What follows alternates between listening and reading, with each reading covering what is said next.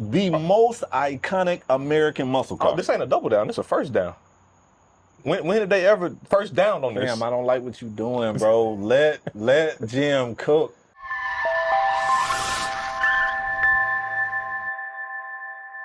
What's up, y'all? It's Cam. And it's Spade. And we back for another Two Brother Auto news episode. Spade, this 20. It's a big 2-0. Big 20. Hey, man, we appreciate all y'all rocking with us who've been tuning in so far. And if it's your first video, welcome. You know, hit the like, subscribe. Make sure you go back and watch all of the other 19 episodes. We got a playlist for you. Run them back. Spade, we want to get a start today? I do. Let me go ahead and start this thing off. Let's talk about Lamborghini. Okay.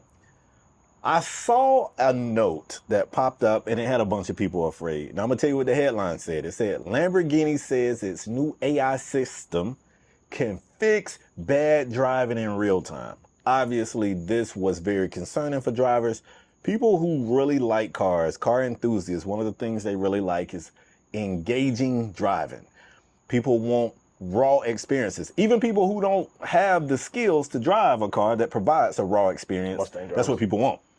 So I decided, like, man, this is weird. I can't really understand why Lamborghini would do something like this. And I decided to dive in. Luckily, I did. I'm here to hit you guys with the actual factuals. Okay. So Lamborghini CTO, who has a name that I won't try to pronounce, right? Italian? Yeah. So he says that Lamborghini is already currently using AI. The AI tech that they're using right now is more like a machine learning type system. And what it does is it manages the torque for their car, right?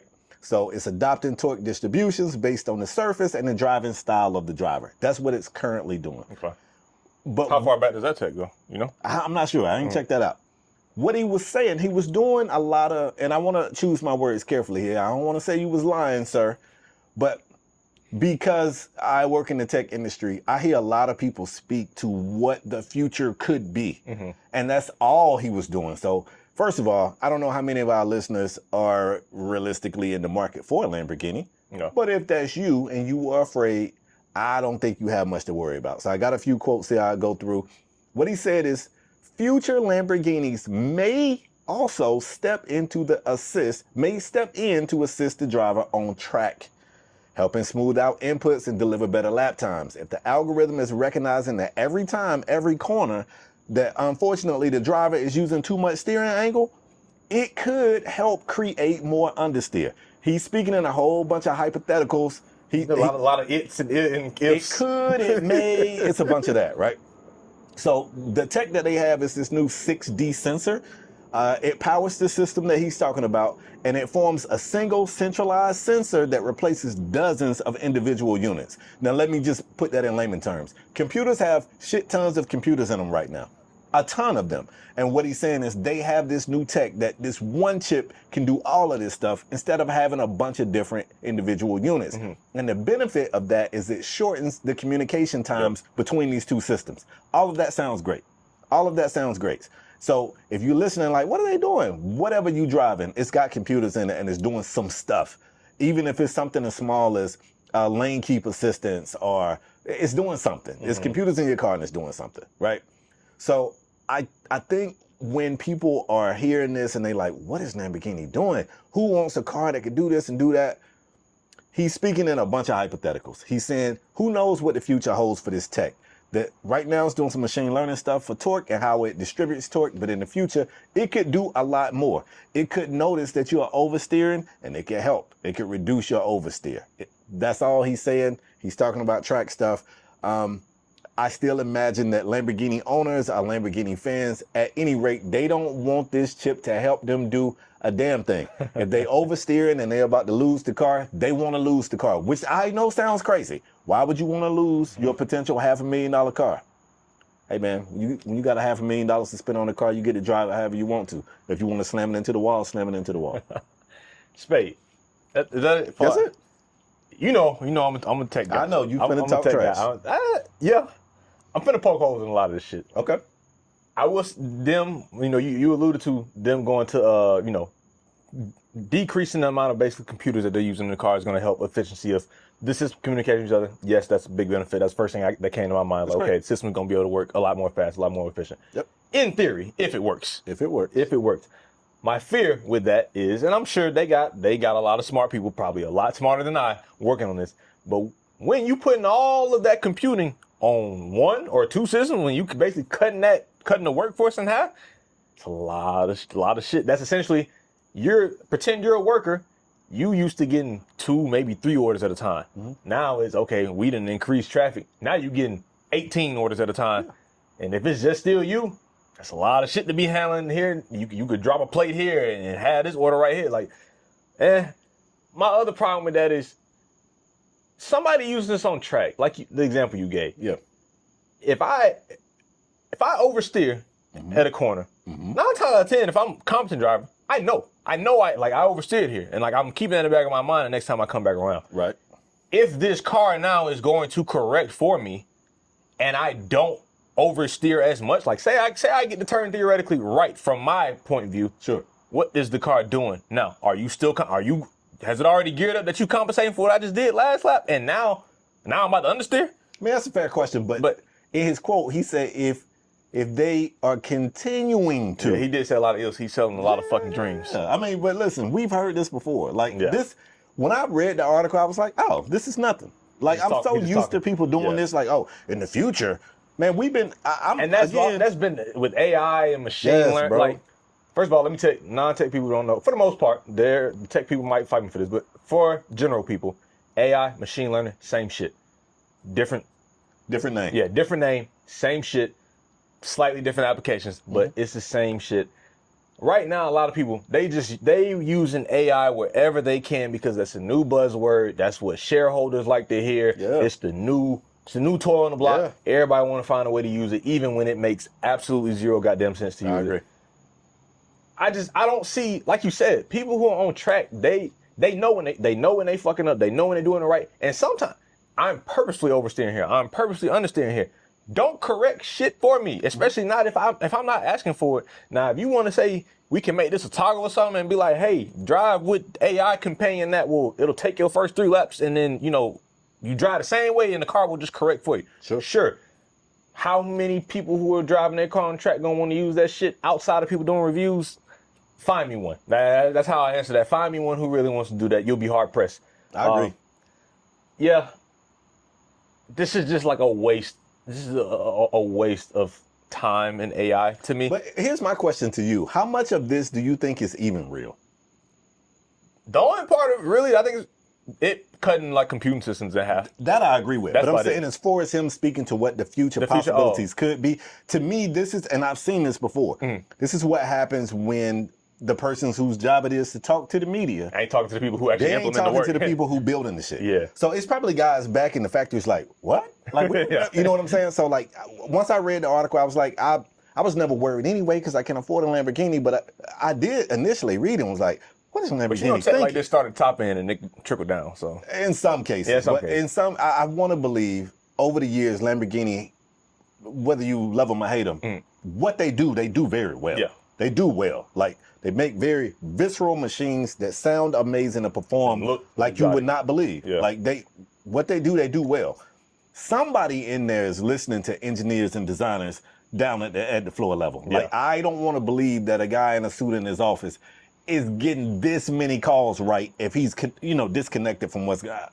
Yeah. He listening. Somebody's got his ear. Yeah, I would say the only part, like, and I don't even know if he said this part, but I can see it being used in stuff like making, the traction control system a little bit tighter, a little bit better. I didn't put it in my notes, but there was a quote where he even said the system may be able to detect, like, oh, this guy wants to drive this car a bit more playful. So we can help the car get more sideways. Yeah. And again, it's a bunch of if and could, because even to that point, if I'm trying to get playful, don't help me get more playful than my abilities are. Like, it just sounds like a terrible idea. But even, like, my counterpoint to that is that has been and can be a setting.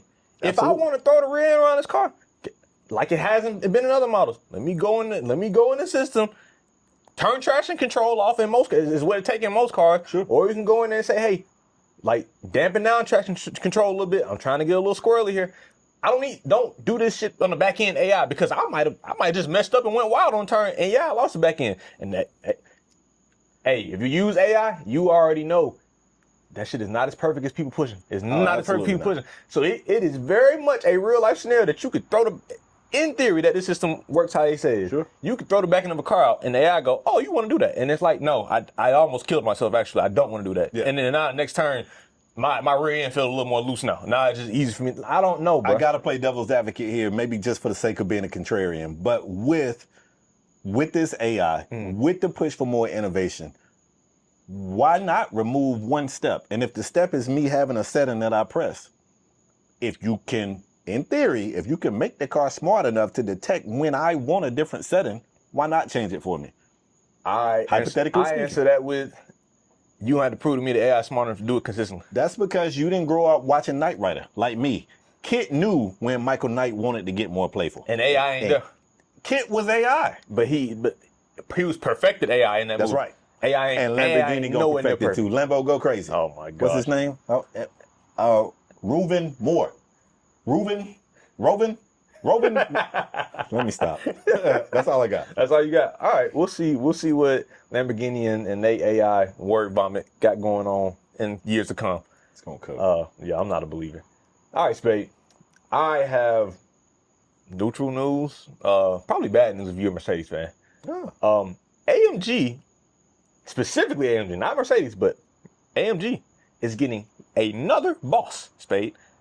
And you probably wondering, why is that big news? Spade, Michael Shibe? I don't know how to say better name, but We're doing great with names. we're doing terrible with names. But Michael led AMG for 3 years before he is leaving to join Merck's board of management team. He's leaving. I put that in air quotes because leaving sound like he's getting. What was he? CEO?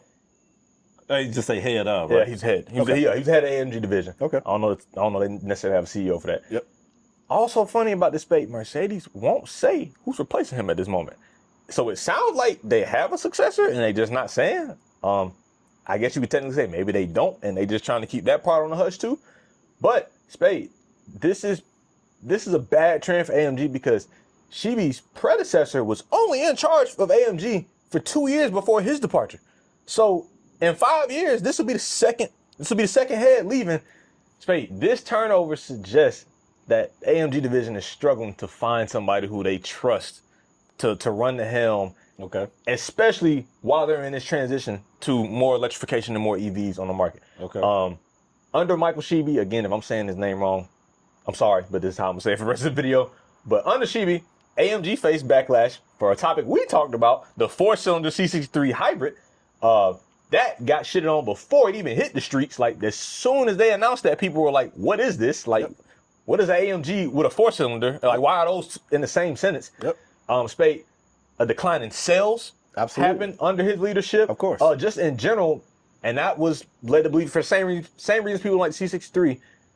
Under AMG, people want to see more traditional performance engines in favor of these super complex hybrid engines that, yeah, they probably offer more performance on paper, but a lot of fans would say it lost the soul and identity of a Mercedes AMG. 1,000%. So, Spade, what do you think about the turnover going on at this position? I couldn't wait to talk on this because I don't know how you feel like this is negative or neutral. I see this as being good news. Whoever looked at the M139 engine, which is that 4-cylinder that they put in the AMG, and went, yes, get them out of there. And I would rather you take your time and find a worthy successor than rush to just put a name there just to be like, we checked the box. We know you guys didn't like some of the decisions we made. We changed directions of leadership, and quick, you're the guy. Take your time, get it right. What AMG represents or what it should represent, find the right person. Search high, search low. I don't care. I ain't in a hurry for y'all to find the next guy. What I'm worried about is the next guy being the right guy. Yep. And if you can't do it in a quick amount of time, do it in a longer time. Yeah. I don't care. The only reason I said like negative or neutral is that this ain't just about him leaving. It's the fact that like last 5 years, you had two people at the head. It's like, okay, that to me signals not only can AMG not, get back to who the fans think their identity should be. Mercedes don't know what the hell they want AMG identity to be at this point. I don't know. I don't know why Shibi's predecessor left or got fired. If that was the case, I didn't bother to look that up. But 2 bosses in 5 years, that's for your performance division, like you can't fine tune that. Like these supposed to be like your hardcore fans, and you can't satisfy them. Like you can't figure out what the goal is there. It's hard. Now I do agree that the decision Sheebies was allowing to fly. Yeah, get him out of here for that. Like that shit was garbage. Again, I don't know how him and honestly, he shouldn't be the only one to be axed with this 4-cylinder C63 debacle with that C63 hybrid.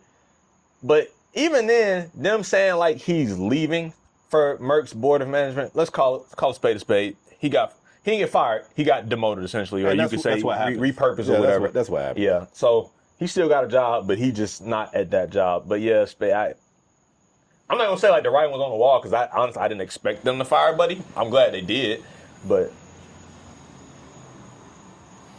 what the hell? Boy needs some brakes. Yeah. Let me tell you, we're about to turn into a repair channel. That boy needs some brakes yesterday. If you don't know what it sounds like when your brakes are metal on metal, that's what it sounds like. That was it. I hope he don't go past 15 I miles hope per he got hour. his window down. I hope he hear me saying that he needs to be going to get some brakes immediately. Anyway, but yeah, Sheeby, I pray you never touch another performance department again. That's a little harsh. No, that's not harsh. That's you went to a performance division and said 4-cylinder, get out of here. They go away. The most powerful 4-cylinder ever. That's like saying the most powerful. That was his quote. Most powerful socket that still ain't gonna charge the car fast. The hardest light punch ever. Yeah, this is great. Yeah. So yeah. AMG fans, in the comments, how do you feel about Sheeby getting fired? Do you have somebody in mind? You want to go get somebody from the golden days? I don't know who but it was. You might can go get Tim Kaniskas. I don't know what he's doing right now. He'll drop a Hellcat in that bitch. Huh? Didn't Dodge get him back already? And he already spoke? Nah, they got a new dude. Oh, I don't know if Tim Kaniskas don't like a German car though. He might not like all them intricate engineering. He don't care what the car is. Just drop a Hellcat engine in that bitch. Yeah, I don't know if that's gonna go over well with the Mercedes fans. But that's all I got for that topic. Okay, let's talk about Ford. Because you like to talk about German cars so much. German. It's about the domestics. So listen, Ford CEO Jim Farley, who, fun fact, is actually cousins with late comedian Chris Farley. You young, you might not know Chris Farley. Hopefully some of our listeners do. Had a quote that shook things up. He said one thing he can guarantee. Now, I don't know if he said it that way, but I hope he did. One thing he can guarantee is that we will never make an electric Mustang. And I know whatever you thinking, what I'm thinking, which is what he's thinking. Yeah, I already have. But hold on, he said no. So he basically just said that shit ain't a Mustang. He basically said that shit ain't a Mustang. That's basically what he said. But he said the 2-door coupe muscle car Mustang would never go EV, and he doubled down and said it will be a V8 in that car as long as God and the politicians allow it. That's politicians. Well, you know, like government regulations keep changing. I'm saying like all politicians or like just American politicians? Bro, you know what listen. Don't they sell Mustangs like bro in the market? I'm just asking. I know what you're trying to do and I'm not gonna let you do it. What I want you to do is give Jim Farley props. Jim, let me talk to you, Jim. Let me sit up for a minute. Jim, I like what you're doing, all right? You on the same type of time that Tim Kaniskas was on, and we love Tim. Listen, man, keep the big gas guzzling, loud V8s in these domestic muscle cars. That's what we want. So let me get this right. They dropped the Mustang Mach-E. That ain't real. No, just walk with me. They dropped the Mustang Mach-E, gave it the Mustang name, and said, hey, this is part of the Mustang family. It is a EV. Did Jim say that? Jim CEO at the time. I ain't got time right now, but I'm pretty sure I can go find him probably, helping debut this vehicle. Where you going with this? Because I'm not liking it. Now, Jim comes out and says, hey, the Mustang will never be an EV. Never. So now we saying that the Mach-E ain't a Mustang. Cam, but they got the Mustang name. Cam, this ain't about the Mach-E. I'm just saying. It's about the Mustang. I'm just pointing out inconsistencies in these statements. I don't like what you're doing right now. And, you saying that you like what Jim doing. Yeah. Did you like what Jim was doing when they announced that 5.0 Heritage model Mustang that we both shitted on probably about 10 episodes ago? I didn't hate the Mustang. I think you did hate it, bro. I think we both hated it. The worst thing that could happen right now would be if I edited a pull of that clip. But hopefully we make so many videos that footage is gone. Diamond, I'm gonna go find that video for you, I hope so we it's can gone. find clips of him shitting on said vehicle. It's no secret I'm not a huge fan of the Mustang. This FX package pays homage to the Fox body Mustang. My issue with it, the car looks nothing like a Fox body Mustang. I don't see it. Yeah. I don't look at the car and go, oh, Fox body. You I just see it and be like, this is a terrible. Mustang. You just see the terribly spec Mustang. Mustang with white wheels. Yeah. That's all I see. Pretty bad. All I know is, Jim, you cooking right now, bro, and I'm here with you. Keep the V8 in there, and listen, even if God and the politicians come down and say no more V8s, make them pried out of your hands. I want you to hold a whole V8, and they gotta yank that shit from you. That's what I want you to do, Jim. Oh man, I'm not mad at that statement. You gotta like it. I'm not mad at that statement. It's funny contradiction. It's funny little contradictions going on right there. I mean, if you want to see it that way, I don't want to see it as a funny contradiction. You choosing to turn the blind eye to that part. Exactly. What I want to see it as is double down on the most iconic American muscle car. Oh, this ain't a double down. This is a first down. When did they ever first down on this? Damn, I don't like what you doing, bro. Let Jim cook. I guess. Come on, man. Would you agree this is the most iconic American muscle car? Yeah. The Ford Mustang? Yes. Yeah, it's never going anywhere. If you're a Mustang fan, rejoice. Rejoice. If you want to leave a Cars and Coffee and you want to feather the pedal, you ain't really trained for it, it's okay. You think the Mustang drivers feather the pedal? I think they go. They don't know how to feather the pedal. That's why they always end up in a crowd. Whatever y'all doing, lose it against a tree. Because you could just go get another one forever. Jim said this shit ain't going nowhere.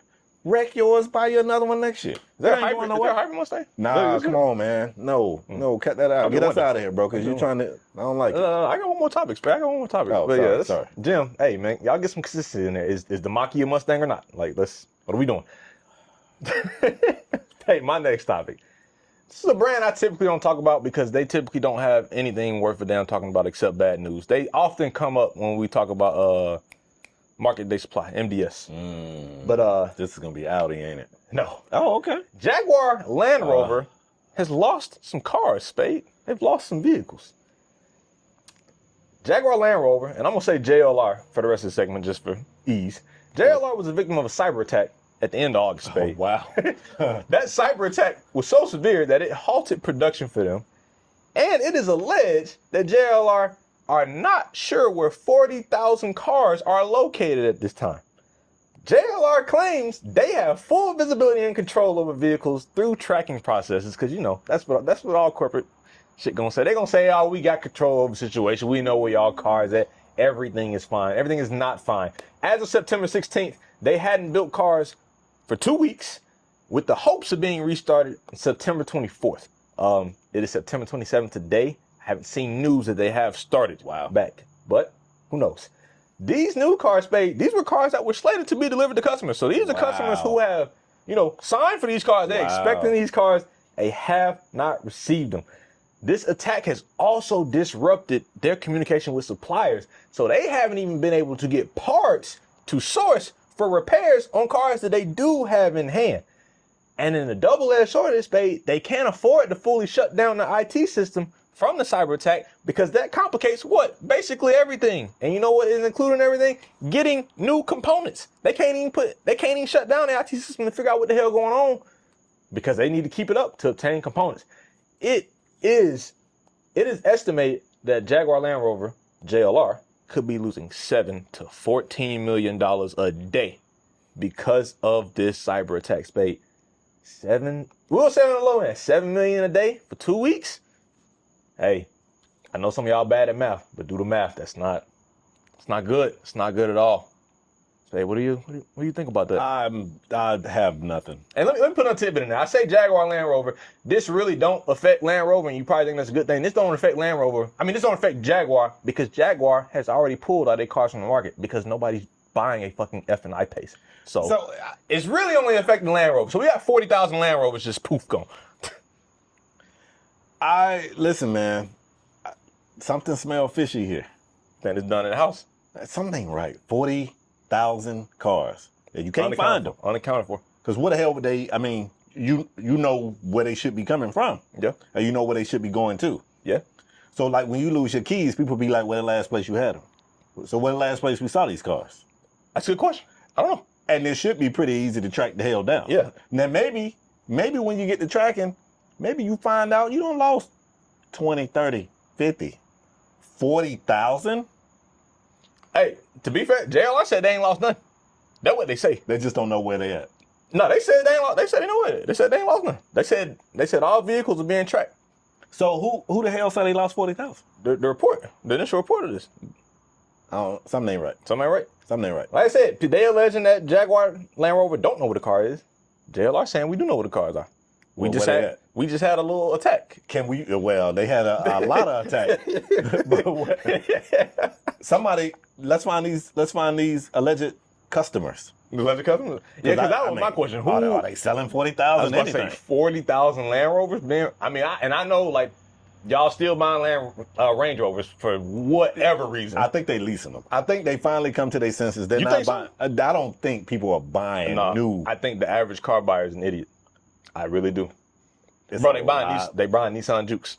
What is up with you and the Juke? I'm gonna get you a Juke. Nissan, send us a Juke. Don't. Matter of fact, don't send me a Juke. Send Cam a Juke right now. Win them over. I'm gonna show a demolition video. Them tear downs. That's what I'm gonna do with a Nissan. Buy one? Yeah. I'm not gonna buy it. They you gonna buy it when you demolish it. Nah. You're just gonna demolish it and not pay them for it. I got hit. Maybe they just lose it like these people lost 40,000. I got attacked. Cyber attack. That's crazy. Lost the car. Premeditated cyber attacks. Only on TBA. But yeah, this is crazy. And the reason I say like we don't talk about Land Rover or Jaguar much outside of MDS is because it is nothing but bad news with them. It's always they cars stay in the shop. People don't want their cars. The only people who bought Jaguars were Waymo. Waymo probably bought 99% of Jaguars that were produced in the last 10 years.